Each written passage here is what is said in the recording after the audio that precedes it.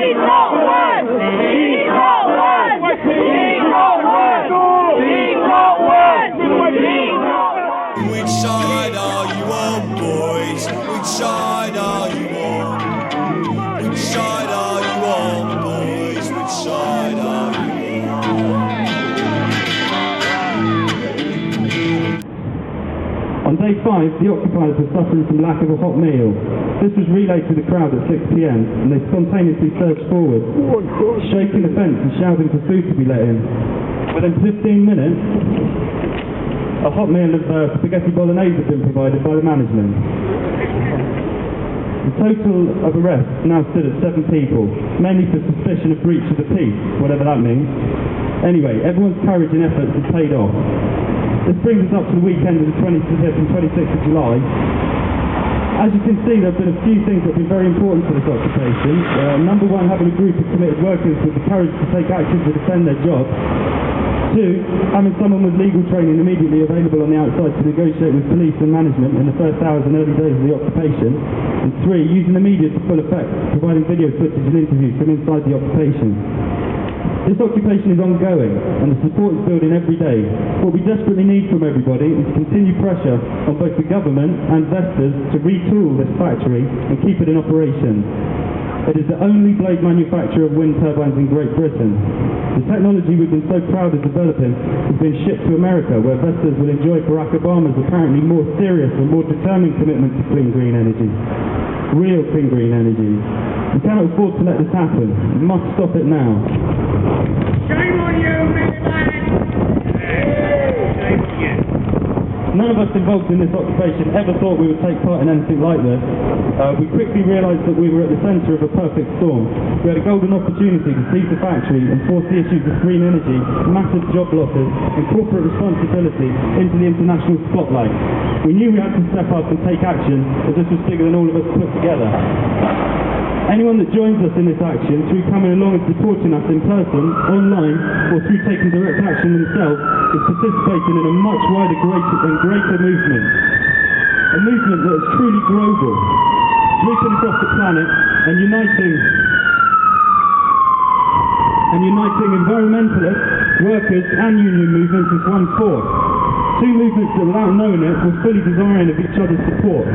The ecological movement and the trade union movement have long been divided by one's desire to protect all jobs and the other's desire to scrap some and create others. Now today, they come together to demand the maintenance and creation of green jobs for all.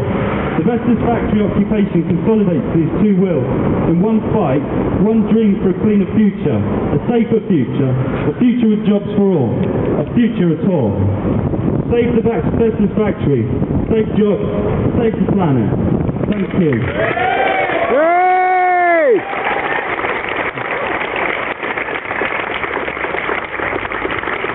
Thanks a lot, too. That was great. And I think there was somebody who was going to speak from Workers' Climate Action, who I know have been involved in this occupation right from the start down on the Isle of Wight. Is that correct? I can't remember the name. I think what something like Vestas shows us and demonstrates for us is actually, I'm involved in politics because I want to save the world, and frankly, nothing short of that. So sometimes you find an issue which, just says it all, yeah? Just describes the absolute madness and irrationality of the system that we live in. These people would launch 1,000 wars, would throw millions of us into unemployment, and would render the world uninhabitable before they let their power slip. Yeah? And I think what's actually been quite powerful about doing stuff around climate change is that people realise it. The implications of what might happen if we don't win over fights like Vestas actually serve quite to clarify the mind, because people know in 10 years' time,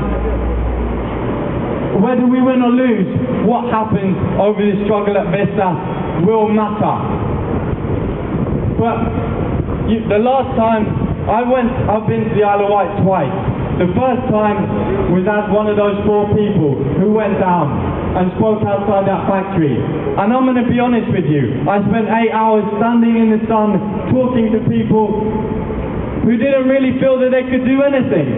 People who thought, you mean the powers of play here, like, what is going to happen? What power do we have? What grip do we have? We've been told throughout our education that we amount to nothing other than a cog in someone's machine. We have been told throughout our time working here that the moment you stand up and fight, you're out the door. But that's changed. I went back last Friday and the front of that factory was under the occupation of those same workers. And now the difference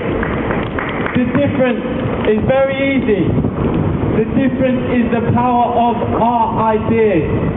At a time like this, people are suffering as a result of the crisis. You go and you tell people, you talk to people and say, if you fight back, you will not be on your own. This issue struck a chord for people, just as Vestas did, just as Lindsay did. It struck a chord. People were saying, no, we're not going to have it. There will always be 1,000 times as many of us as there are of you, and we're going to show that. We are going to not lie down and accept it.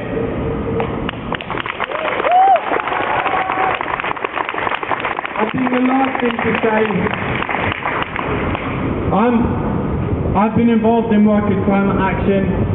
I say to people on the radical left, anarchists, socialists, all of those who have a conception of climate change as a question of who runs society, all those who understand the problem of the rampant damage that our planet is going through as a question of class struggle.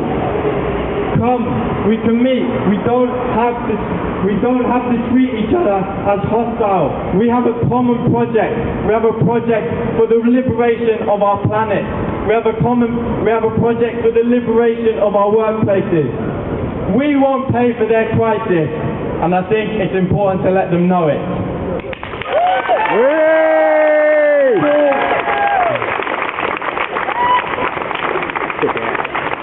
Okay, now, We set off to join the picket lines, but together we cannot fail. We got stopped by police at the county line. They said, go home, boys, or you'll go into jail. And which side are you on, boys? Which side are you on? Which side are you on, boys? Which side are you on?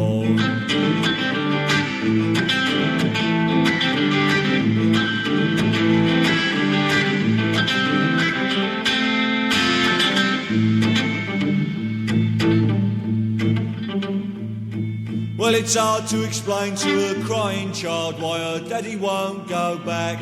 Said the family suffer, but it hurts me more to hear a scab say, sod you, Jack. Which side are you on, boys? Which side are you on? Which side